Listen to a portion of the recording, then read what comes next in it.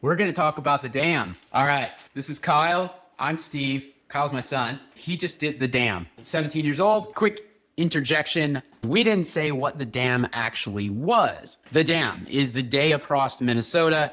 It is a 240 plus mile gravel race. It starts at midnight on a Friday in Gary, South Dakota. You race gravel back roads across the state of Minnesota, finish in Hager City, Wisconsin. It's a pretty cool race. 240 miles, 95% gravel roads, very little pavement. First 160 to 180 miles is fairly flat, couple of hills. The last 60, it gets very hilly. Anyway, hope you enjoy what Kyle and I have to talk about. Let's get into it. We thought we would run through his bike, his setup. If you've been following our channel, you've seen that I personally did a bike review on the Aspero 5 last year sometime, but Kyle's actually been taking it on and riding. He really likes the bike. He really likes the campy drive, and I thought I would have him on, and we'll go through his bike setup for the dam and talk about it a little bit. Little Q&A. How tall are you, like 5'9"? Yeah, around 5'9". This is a 56. On paper, Kyle should probably be riding a 54. I've been surprised that it fits him well, but yeah, you seem to be pretty comfortable on it. You don't want to go to the smaller frame. I'm a little taller than Kyle. I'm actually thinking about switching to a 54 on Asperos. But yeah, you seem to like the fit. I'm a little longer inseam. You're a little longer torso, so when you're leaned over, it reaches the top tube effective. Seems to fit in nice, right? Yeah. And then you like to ride in that arrow fit position, and so the length of it works out for that. Yeah,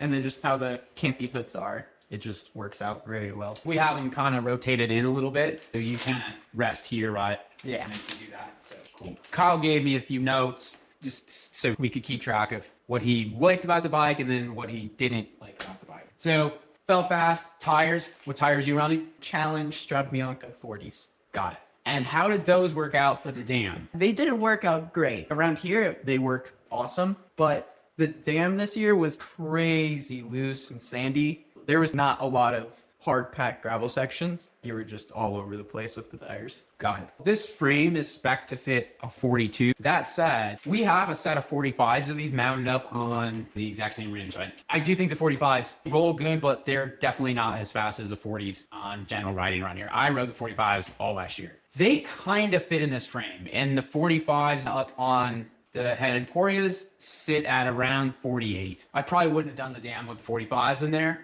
but I think if we had a tire that truly measured 45, I'd be good with it. Yeah. We'll talk about Reed's bike in another one, but Reed ran the Conti Terra Speeds and some 45s. That probably would have been a better choice on this. But you've been riding these for a year, so you're super comfortable with them. Yeah. Did you ride these no, you rode Mezcals last year. Yeah. But this year you've been riding these all year. Yeah. Anyway, these roll pretty fast. There's a roadie KOM segment out here that I took with a Cervelo S5, and you're like 8 seconds or something. It's a couple miles long. Yeah. With this bike in this setup. Anyways, these tires are fast. Anyway, you like the campy shifting. I talked about that in another one. I dig it too. I think this is one of the best. I don't think it's one of. I think it's the best one by drivetrain, at least in mechanical, from a gear ratio and it's all set up. It's got a couple little quirks, but once you get it set up right, it works really well. In fact, we've had this bike for a couple of years and we put a new cable on it for the first time just before the dam.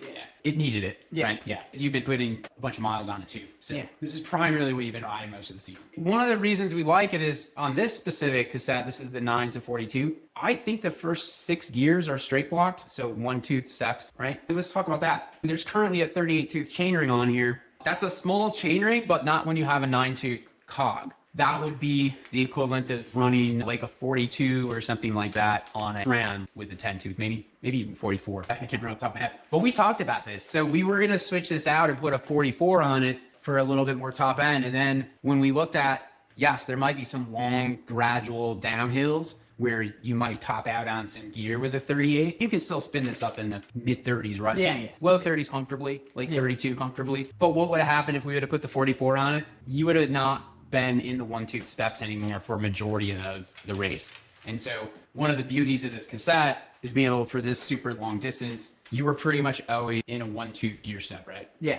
For the race. And then when you get to the top, it's the slow end of the cassette. It basically turns into a mountain bike cassette with jumps. We're big fans of the campy drive from that standpoint. For this being a race gravel bike, The setup on it is pretty good. It has a bottom bottle cage. Did you end up using the water on the bottom one? No. No. You basically carried around an extra water bottle. Yeah.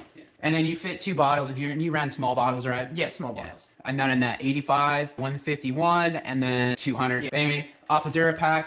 Would you have rather have had a longer pack, kind of like what's on the Niner RLTs? Yeah. I do think that works out better. Niner has their own bag that mounts into the frame, and it's awesome. I dig it. You can fit 2 small bottles in it when you're on the 56 frame. You were rode a 54 though, right? Yeah. Could you fit 2 small bottles in that frame bag? Yeah, you could fit. Yeah. Yeah, you could fit 2. But anyway, I do think Cervelo did a good job lining this up with their bottles, because you can fit a small bottle. You don't have to put any different like B-Rad gadgets or anything like that to fit bottles. We'll talk about that with the Jameis Renegade frame that Reed rode. We dig that bike. That's a good gravel bike. But their bottle mount locations for trying to run a bag like this absolutely throws a mess at where your bottles fit. And we ran 2 different B-Rad cages to fit bottles in there just to run this bag. Anyway, your top 2 bag, this is actually still holding up. We've gone through a few of those.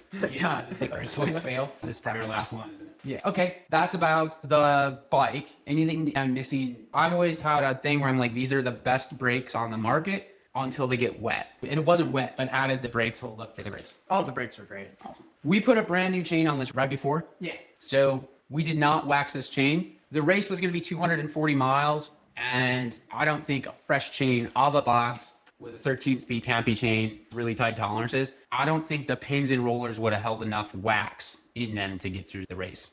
So it was a brand new chain on the box, so we just ran it at it. But we'll wax it now. And I don't have enough history with that to know if it would have made it through the race. This factory lube on this made it the whole time. Yeah, it's pretty dry now. I think it lasted till maybe like 10 or so miles left. You can see how wild, like this, it's pretty dirty. So we haven't touched the bikes yet. They need some pretty heavy service. Okay, what else? You've probably run like a full bag there. Yeah, for sure. What about a longer top 2 bag, or is this sufficient for there and it's fine? I probably would have liked a little bit bigger of a top 2 bag. There's not a crazy bunch you can fit in the top 2 bag. Yeah, it's a pretty small, like the compact race top 2 bag. We have those Appadura bags that we really like. Yeah. This Cervelo top 2 bag, it's nice and sleek, and it fits really sleek with the frame, but it is smaller. For the race, we probably should have swapped it out, because I think we have an extra one. Lights. Is this the light you use? Yep. This is my light. It's the Design 1300. It's now a 1400 is the latest version. This lasted the whole night. Yep. Yeah. These Design lights, it's a little heavy, bulky. These are phenomenal. They last a really long time. We started bringing the Design in a few years ago, and yeah, this light rocks. And the new 1400 is even better. You didn't run on full blast. We're in like the middle. But yeah. So anyway, so lights, and then you just have the rear blinky light. Yeah. Right? We usually run radar lights in the back.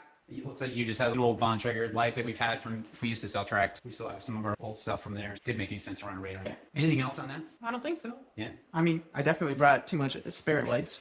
Go ahead and shift. That's everything on the bike. We talked about our stops and our nutrition and that type of thing. Let's give an overview of what you did for nutrition. Basically, we planned for the SIS, Are you talking about the SIS high carb? yeah, the high carb SIS. We had a total of 4 packages of those. Yeah, so those are, I'll grab one of those. All right. So this is the SIS pack? Yeah. So these are 80 grams of carbs at piece. You had a 2-liter hydration pack? Yep. Was that the big pack? Yeah. We were doing 4 packs of that per Boost Week pack, and for 2-liter bladder. And basically we swapped your pack out each time, right? Yeah. Did you finish the pack each? I finished it coming into the first stop. The second stop, I finished it. The third one, I didn't finish it. Did I pour a little out? You Yeah. refresh it? Yeah. So that was, what, 320 grams of carbs per run, Yeah. right? Yeah. Per segment. And then you started with 2 bottles of this, which is around 50 grams of carbs, right? No, 40 grams of carbs. This is more of an electrolyte mix, so not a high carb mix.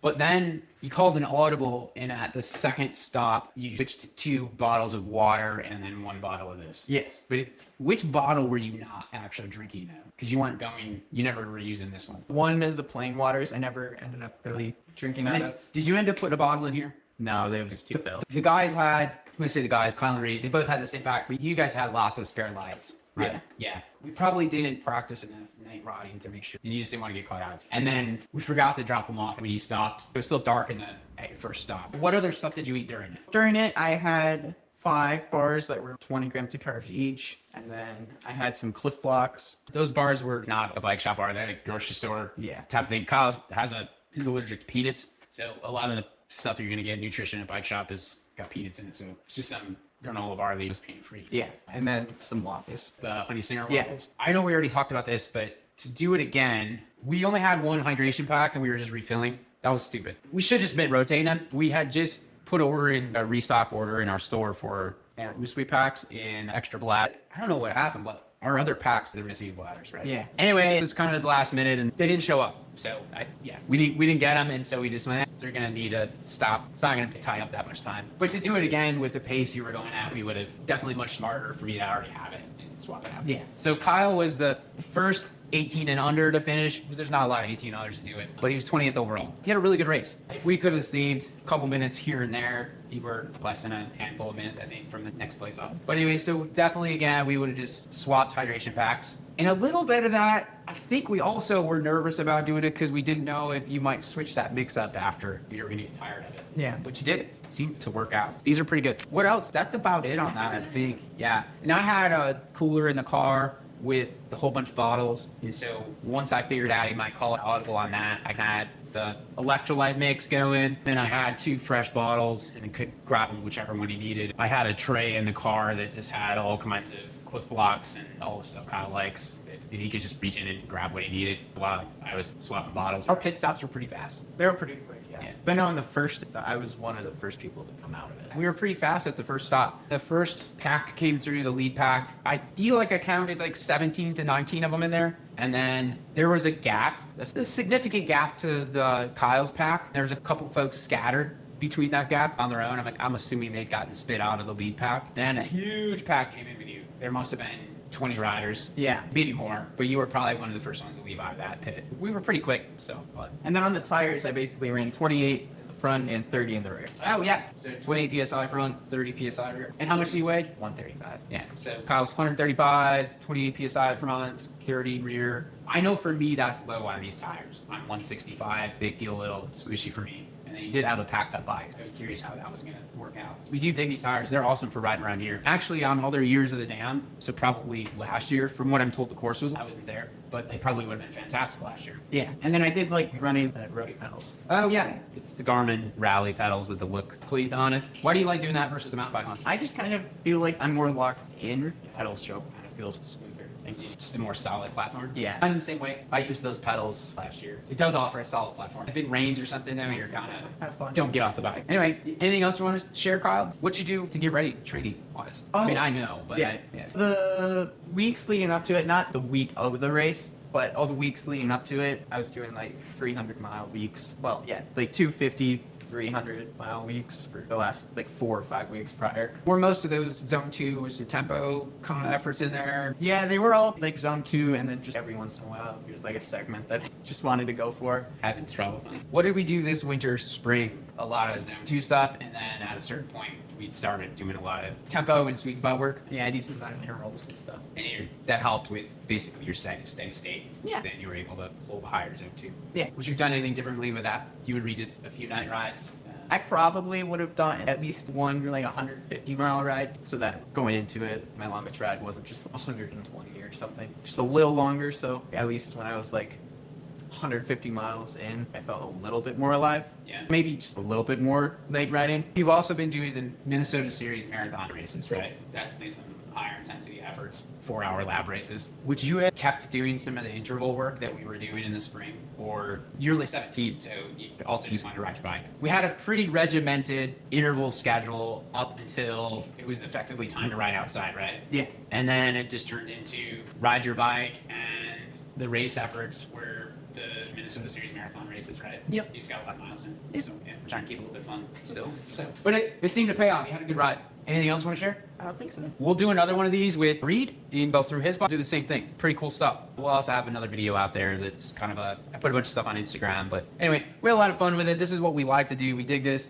Thankfully, my kids are into bikes too. Otherwise, it'd be kind of weird, awkward trying to run a bike shop and they're not being into it. Kyle works in the shop a lot. It was really cool to be able to support him for the race. So anyway, thanks a lot. Thanks.